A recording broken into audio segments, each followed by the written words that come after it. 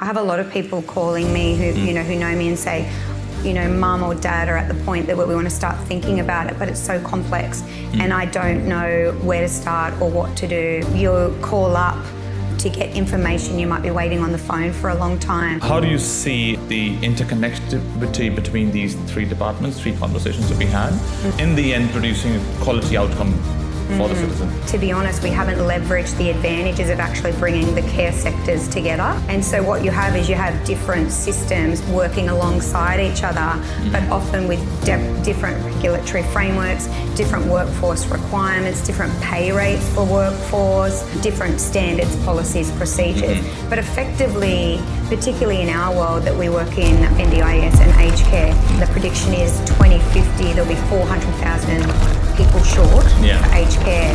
So that's where we're going to need other tools, AI, automation and other tech to actually support people still feeling connected. How have AI been useful, tools been useful in your organization? We're building something called Max AI, which is an overlay of that, and that is kind of helping them, giving them data-driven insights. It's looking at trends, it's prompting them, hey, it looks like you might have an issue here, look at that. Before we get started, please subscribe so that you never miss an episode of our cutting-edge contemporary conversations. Thank you. Welcome, Alissa. How are you? Good, thank you for having me. Thank you for your time today. Before we talk all aged care, all about aged care and disability, and then your work, I would like to know your story and how has your purpose evolved across your growing years? Yes. And how has the journey been? Yeah, good question. So it's always interesting, isn't it, where people come from and how they got to where they are. So I started out my career as a lawyer. I had an idea when I was studying, and I did a double degree and then did honours, that I was going to change the world. And I was really big on human rights. And so I wanted to be a lawyer in human rights, and then I left uni and there was not many jobs in international human rights. So I started out as a lawyer in government, in federal government in Canberra. I worked at the Department of Immigration and then the Department of Foreign Affairs and Trade, and really liked the job. It was a big job and long hours, but it was a good job. And then when I moved back from ACT to New South Wales, I took a job part-time with the Department of Health and Ageing and Disability. And that's when I really kind of felt like I'd found my home. So I was at that point in disability, and I was designing a completely new program for people with a disability that was based on asset-based community development. So more about like what people have and what resources we have as a community. And it was very much looking at bringing people with a disability into mainstream and not kind of keeping them separate in, disability specific programs. So I designed that, and that's when I fell in love with human services. And I finally felt like who I was as a person was really aligned with the role that I was doing, in my career. So since then, I've never gone back to law, and I've stayed at human services ever since. So I generally love jobs where I'm helping to improve things, but they've got a real purpose to them. As you have observed the evolution of when you work with the department like health, aging and disability, you see multiple, the congregation of three different lines of funding / clientele, people with different needs and wants. And then the government is servicing them in whatever way. One model is more commercial, one model is more need-based, one model is more clinical. How do you see the interconnectivity between these three departments, three conversations to be had? And in terms of the efficiency of the system, in terms of the hand-holding and handing over the knowledge and information and data, in the end producing a quality outcome for the citizen? So I think that's a great question. I think, to be honest, we haven't leveraged the advantages of actually bringing the care sectors together. And so what you have is you have different systems working alongside each other, but often with different regulatory frameworks, different workforce requirements, different pay rates for workforce, different standards, policies, procedures. But effectively, particularly in our world that we work in, NDIS and aged care, you're largely doing the same types of work, just with different cohorts of people. And so I think the system could benefit from actually merging and actually getting some efficiencies around data, around reporting, around workforce portability, around accreditation and regulatory requirements. I mean, if you are operating in disability and aged care, you're basically going through 2 different accreditation processes rather than just one. I mean, that in itself would benefit from coming together under the one umbrella. So I think there's a lot of efficiencies we could gain as a sector and government as well, but to date we haven't really done anything about that. The care economy is very spread out, and it covers disability, aged care, early childhood, mental health, youth, domestic violence, and healthcare. And there are segregation of funding. Some are state, some are federal. The governance load on organizations who are providing multi-tier services adds up and builds up, because when they're moving between state and federal, it's just a different layer of governance. How might we evolve to a place when there is single governance, not just multi-governance or multi-layered funding, which is state or federal? How might we actually elevate as a sector, or do you mean government, as a country? Yeah. So I think, to be honest, there needs to be everyone at the table. So you need obviously all levels of government at the table. You need your peak bodies and you need your providers, as well as the people we support, and look at ultimately what is the outcome. Realistically, as you said, we've got a lot of governance, a lot of red tape, and I'm not sure that's always bringing about, the best outcomes. Obviously, we want good governance and we want oversight to ensure that people are being well cared for and that their needs are being met. But I do think that we all need to actually look at what level of government has, part of the sector, and potentially there's probably even a decision there around whether, some things need to be federal, state or local, or maybe even removing, some parts of the government layers that are involved, because it's really confusing sometimes when you're working under, different legislative frameworks. So I think if we could simplify that would be good. That's a government thing as opposed to a sector thing. And then I think from a sector point of view, what would be good is if we were able to kind of, lobby more around, where our red tape, where the rubber hits the road. So looking at the different governance structures that we've got and seeing if we can create within our own organisations the same governance structure to look after, all of our work, irrespective of which funding stream it works under. That would be helpful. And then the big thing is data and reporting, realistically, and having to, that's where the government could play a part as well, is we're giving the same information a lot of the time to 2 different, arms of the government and, 2 different portal systems or more. So it would be good if we could actually simplify that as well. And that would help with governance as well, because it'd be less time pulling data, pulling reports and uploading into different systems. And I think the legislation in the NDIS was updated in 2023. The Aged Care Act was changed in 2024, 25. And I think one easier way is to bringing them together, have the legislative change together or parallel or merge the legislation, because every state will have their own Disability Act and Aged Care Act, as well as, so there's so many legislations or pieces of law which need to be re-looked at in cohesion rather than individual pieces of work. Yeah, you're exactly right. Because when the review happens, it's just happening on the aged care federal, and then people are giving submissions for the federal. Yes. I think we need to look at people and then build a system around people, as opposed to different levels of government and different departments kind of working just on their cohort. That I think that would be much better for everyone. And look at what are we actually trying to achieve for people, and then build it from around that.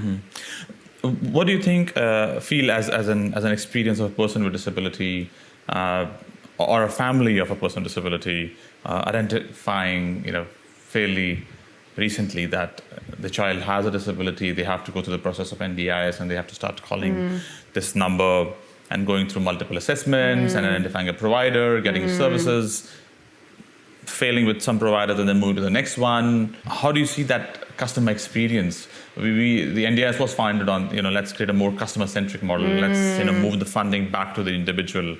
How do you see that idea of choice and control playing now?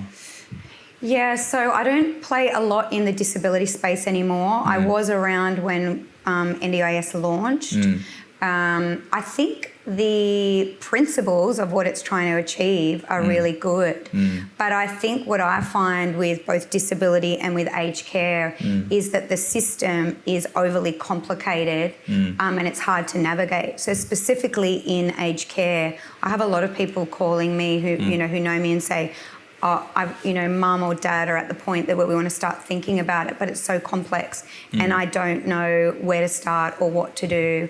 Or when you call up to get information, you might be waiting on the phone for a long time. So I still think there's a lot of improvement that can be in that, inquiry stage, and also, onboarding into either system where people could understand in a simpler way what it is they need and what it is they can get and how they get it and who can help. Aged care has been reformed recently, and how do you see the new Aged Care Act, the new work which has been done, is impacting at the front? Are the outcomes have been delivered, or it'll take some time to trickle down to the elderly Australians? Yeah, so I think ultimately the new Act has, again, a really good base, and it's built on people, older people, rather than providers. And that is a beautiful thing, and we should all embrace that. I think it's probably a bit too early at this point, only a couple of months in, to see it really, the impact of it trickle down. But I think there's a lot of opportunity. And that actually excites me. If we really, like I was saying before, really design a system around the older person, around, the beautiful principles of choice and control and their human rights. What does individualised care actually mean for that person? I mean, that's a system that I want to be a part of, and that's a change piece that I want to be part of. But I do think there's still a way to go. I think you see it in some organisations and you see it in some sites, maybe more than others. But I think as a sector, there's definitely a lot more opportunity, and there's a lot more that we can push to really bring about those key principles of the new Aged Care Act. It's always the tension between the larger providers versus the small boutique providers. The smaller ones will say that the argument is that we are small and boutique, we'll provide you more customized / individualized service. We understand you better rather than versus a larger provider who's growing through, whether it's mergers or acquisitions, either ways. The bigger they become, the more vanilla the production on the other side is. So how do you see the extreme ends playing, and what's because in the end, everybody's looking for client outcomes. Yes, definitely. So I'm one of these people that believes in a true market. Not that I think aged care is a true market, but to have a true market, one of, the principles of that is that you actually have choice of provider. And so they look and feel completely different, from the very small and boutique to the very large. I can talk about Apollo, and I think the beautiful thing about Apollo is that we are an alliance of not-for-profits, and so we have the best of both worlds. So you have small, regional or outer regional not-for-profits in their community, and really local and engaged with their community, and providing very, tailored personal care that reflects that local community, but it's backed up by, the great things of a bigger organisation and those economies of scale that allow you to have back-of-house services and better IT, quality and clinical care at your fingertips, things like that. So I think every organisation in aged care, whether you're a big organisation or a small organisation, needs to meet the needs of the residents and the older people that actually live in their home or are accessing their service. So every organisation needs to find a way to do that. And as we go, I think the scarcity of providers as well on the choice and control as you go further into regions, and I come from Western Australia, which is much, much vast. How do you see the idea of competition playing or multiple providers being available in regional and remote towns? So it's actually one of the reasons I came to Apollo because there was a time in the sector where a lot of organisations, and there probably still is, a lot of organisations are choosing to operate in more metro areas because quite frankly, they provide more financially sustainable operating models. Workforce is easier to get, which makes it easier too. But one of the reasons I did come to Apollo was because they're specifically focused on keeping aged care in the regional towns so that you can actually get aged care, 2 minutes down the road, not have to drive 2 hours down the road to get it. So I think we are going to see more consolidation in the sector. What I'm hopeful for is that doesn't mean that regional communities lose their aged care that they've had for years. Their communities often fought to get that in place by volunteers. So I would hate to see regional towns and communities lose aged care because it's easier to operate it in the more metro areas. Can you put some more light on the system side of it? Because when you are operating in an environment, when you have brought together people of different sizes, different regions, and at the highest, different mindsets, organizations. Because every organization who will come to the table will have different value set. And different way of doing things. Correct. So how do you align them, everybody? Because it's just sometimes the ways of doing things is, that's how we have done these things here. We've been doing this thing. So how do you do that change management piece, the conversation piece? How is it subtle? Is it hardcore? Is it so? What kind of communication strategies do you use, or change management principles do you use to make sure that everybody's aligned and on the same page? So I guess first and foremost, Apollo's model is built on preserving the brand and identity of that local community. So that's something that's taken really seriously. And as a result, we actually have a board for every community. And we have a couple of community members on that board. And that's so that we don't just, we're not one of those organisations that comes in and Apollo-ises everything. So we really do want to preserve that brand and identity because, quite frankly, that community is, connected to that brand and identity, not Apollo Care. So that's really important to us. Obviously, though, a lot of the homes that we, that come into our family are ones that have been distressed for either financially, workforce, or regulatory, burden, or care on clinical. And that's where the beauty, I guess, of Apollo Care comes in. So we are that back-of-house engine that will help you improve all those things. So in that regard, we do have, a number of things that are changed, and it's around your IT. We make a huge investment in IT. And because our model is largely a head office in the cloud, your support, shared services type are in the cloud, IT matters. And because we're geographically dispersed, we need good IT. So IT change, we do a big IT change. We do a lot in the quality management and records management space as well. And then you've got a range of experts around the table. And so what we generally do is we'll come in to that community and look at that home and what is its needs. Like, what has it come to us for? What's going really well that we want to keep going? And what do we need to actually support them with so that they can keep thriving and operating in their community? And from that, we actually develop a plan of what we transition and when we transition those things. And then we work really closely with that local manager and that local home to work with them to change the things that, are maybe at highest risk to lowest risk. As you talk about tech, yes. How have you brought in AI, the use of AI and tech tools to either support governance, rostering, notes taking? Yes. So how have AI been useful and tools been useful in your organization? So I would say a lot of people, probably like most people in Australia, there's a lot of people in our organisation using, your Copilot and your ChatGPT.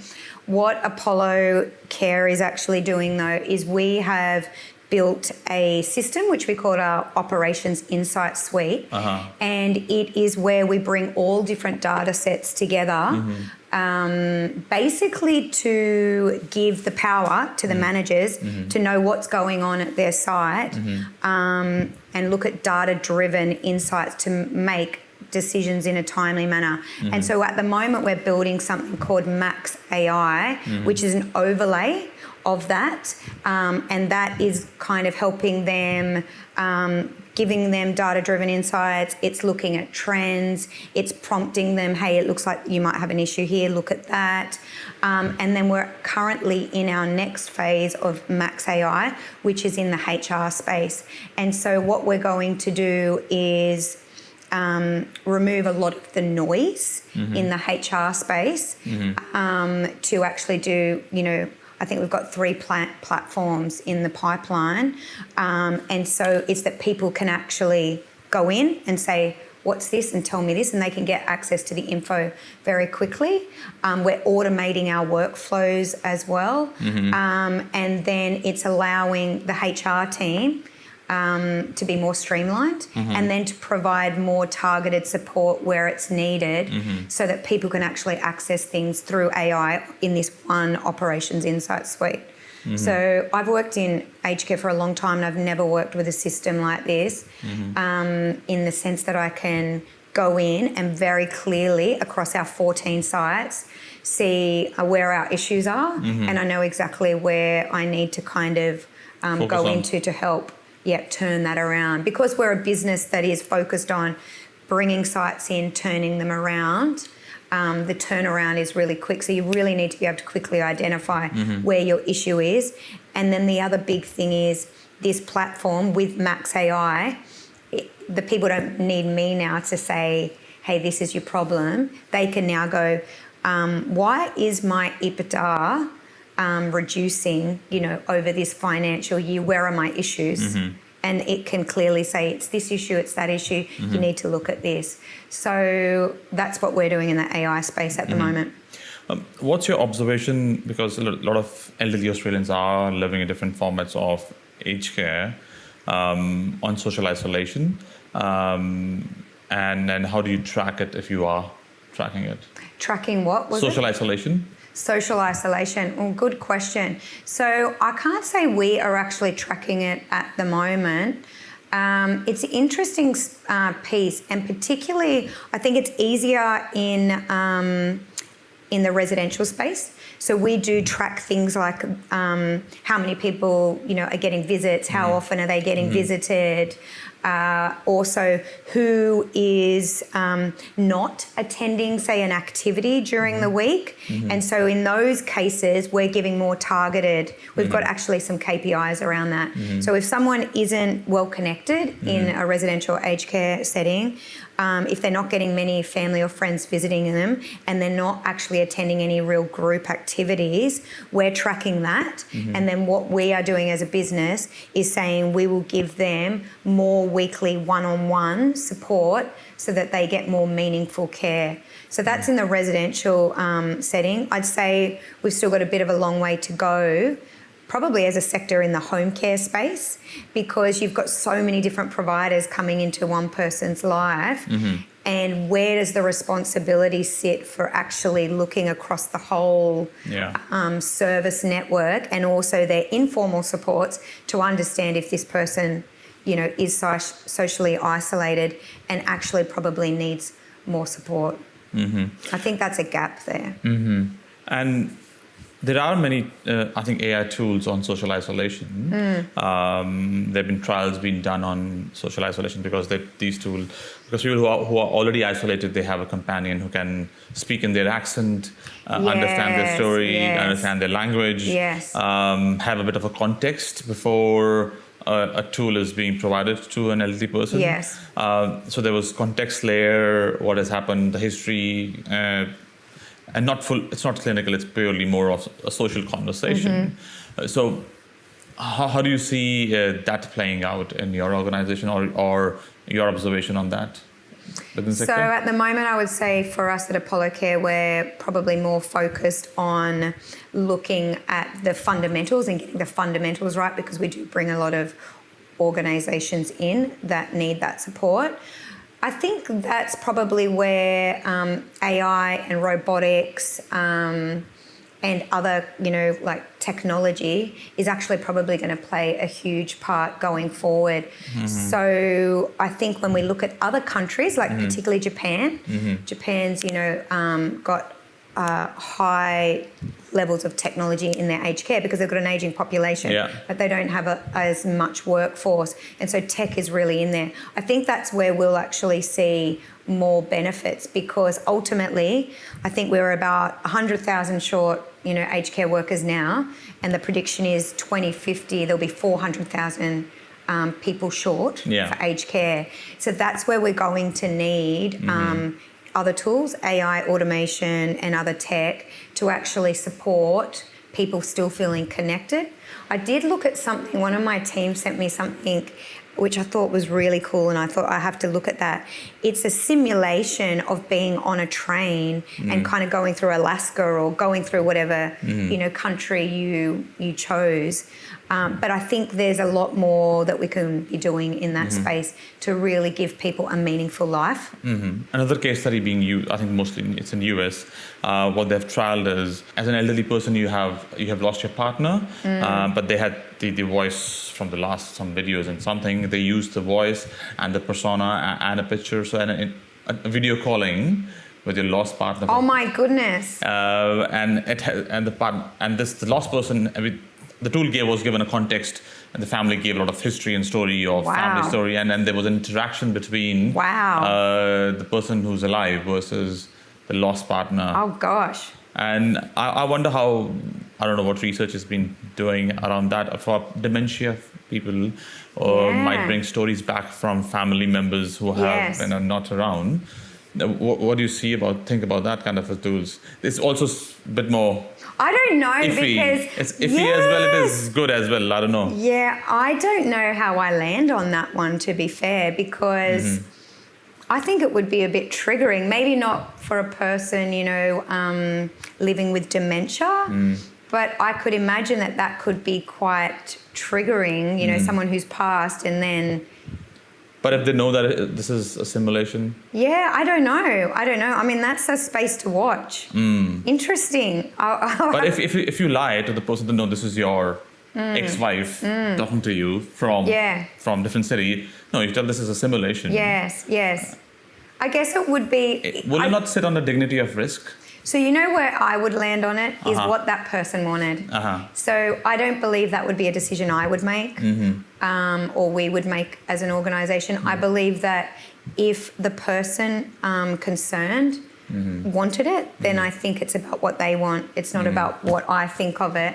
I mean, Alissa Brown may think, oh my gosh, how would I do that? But really, it's not about me. It's about the older person. And if the older person chose that and it's something that they wanted, then I think that's our role to support them to live a meaningful life and whatever that means for them. So it's not for me to judge. It's for me to be able to help them. On the side of the workforce, how do you see the many universities and TAFE courses which creates a lot of young people who are being trained into skills which are required to deliver good quality aged care services as well as community services. Are you seeing any quality of education or training gaps? Or what's the trend looking there? So I think what I am probably seeing is our workforce these days are either made up of, local people or people who've come from overseas. What I'm finding in the overseas cohort is just us helping people to understand the Australian context and what is specific to providing aged care here. I think in the RN space, what I see as a gap is RNs really come into aged care as a leader.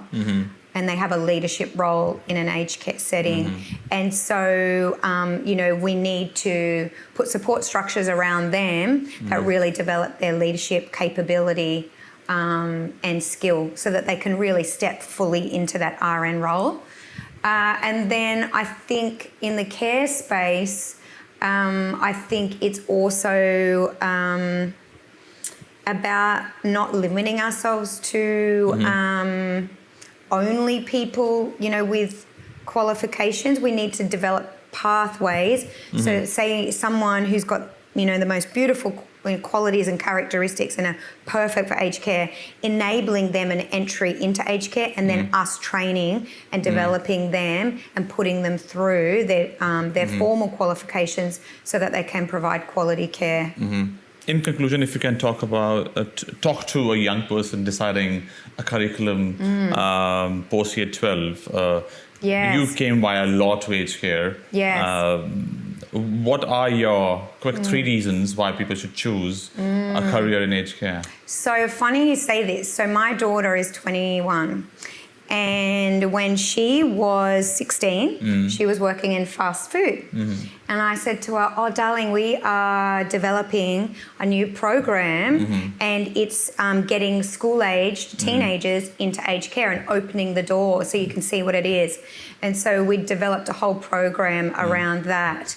And so she started, I twisted her arm and got her to come into aged care from hospitality.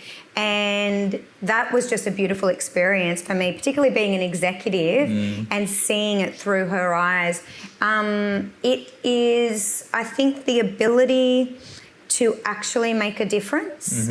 If I think back to my career, I loved law and it was a great job, but it didn't make my heart sing like aged care does. When you have the ability to actually serve other people, and I think ultimately that's our purpose. Our purpose is to serve others and to make the world a better place or leave it better than how you found it. So I think in aged care you really do get that opportunity on a day-to-day basis. You get to actually impact a person's life and make things better for them. So I think that is actually beautiful. The other thing is aged care is a booming sector, right? So we know that it's growing and it's only going to get bigger and bigger. So the opportunities for aged care are huge. I mean, as I said, I'm a lawyer and I'm now, in aged care and, helping to run an aged care business. But you could have many different backgrounds or skills or qualifications, and you could easily find a home in aged care where actually your skill set meets a wonderful purpose. So, and I think what would be the third, because you know what, we're on the doorstep of real reform and we've actually got an opportunity to make this sector even better than what it is right now. The idea of doing things differently excites me, innovation, AI, like that's not things we were talking about 5 or 10 years ago. So I'm really excited to see what is the aged care that we're building for the future. And I would say it's a great sector to come in and make a difference for your parents, but also for yourself, because one day, hopefully, if you're lucky enough to get older, you'll be actually, getting services from this sector. So plug in and help us make a difference. Thank you. Thank you, Alissa. You're welcome. Thank you.